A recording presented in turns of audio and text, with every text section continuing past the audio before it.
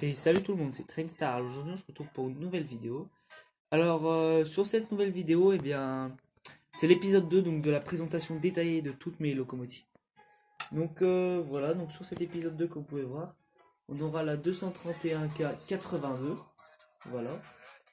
Donc, une très belle machine de chez Joseph Champa.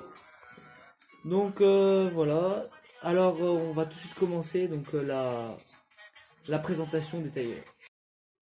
Voilà, donc alors cette locomotive, c'est une Joef Champa, certes, mais une Prestige.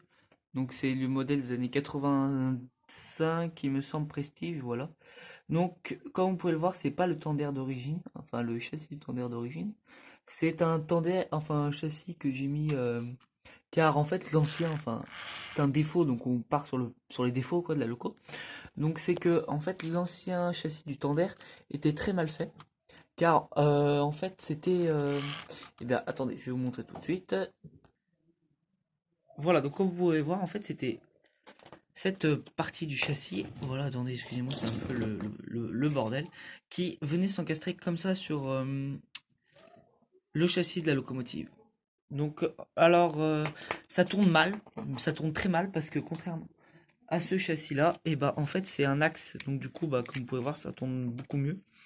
Voilà. Et du coup, et bah ça faisait que en réalité, et bah et bah la locomotive, enfin dans les virages, le Tandem, et bah il déraillait souvent. Et donc j'ai démonté une fois et je vous explique pas le bordel, hein. La locomotive elle roulait plus au bout d'un moment, enfin voilà.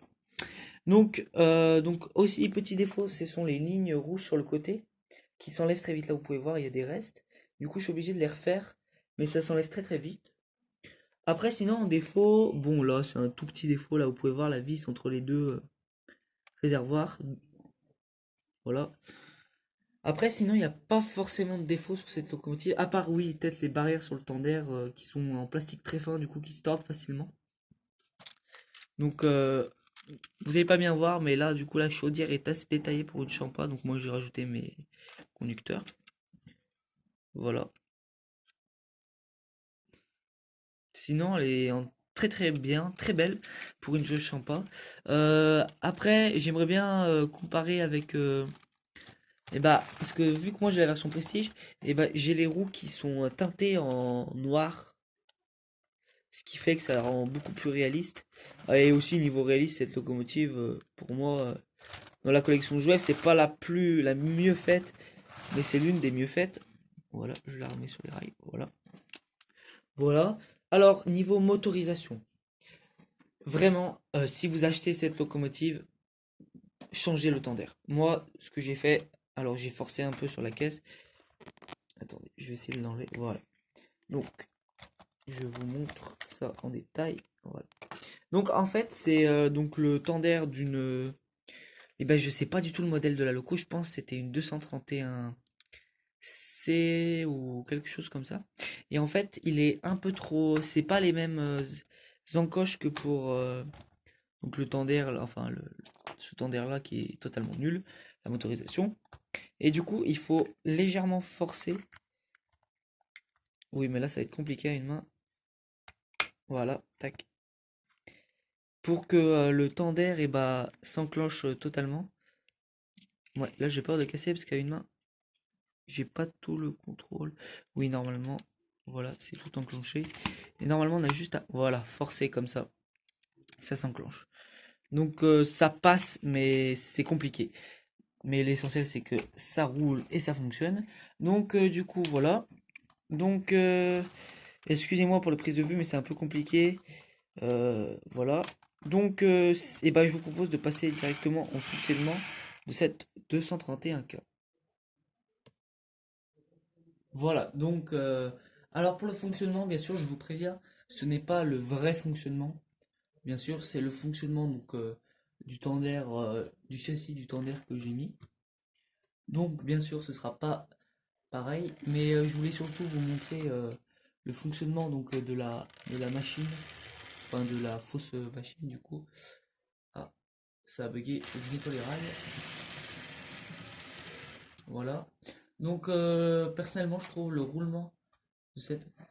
Ah, mais faut vraiment que je nettoie les rails. Voilà. Donc de cette machine, je vais vous montrer en détail. Regardez, hop là, tac. Donc les bielles tournent très bien. Après là, il y a juste un petit espace, mais c'est pas si flagrant que ça. Voilà. Et donc voilà, les bielles tournent très bien. Alors vu, juste un petit défaut, c'est que les euh, les il y a un problème, c'est que en fait les comment dire elle est très légère en fait. Elle a pas beaucoup de poids cette loco. Du coup, ça fait que dès qu'il y a un petit défaut sur la voie, et ben c'est un argument pour qu'elle déraille. Aïe aïe aïe. Je vais nettoyer les rails. Voilà. Peut-être nettoyer le tender, je sais pas. Mais bref. Donc je voulais vous dire du coup de surtout ne pas acheter donc la version ou si vous achetez la version prestige comme moi, changez directement le châssis du tender.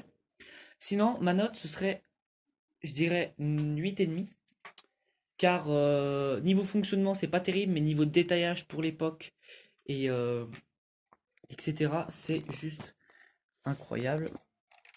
Non, c'est le mauvais sens, voilà. Tac.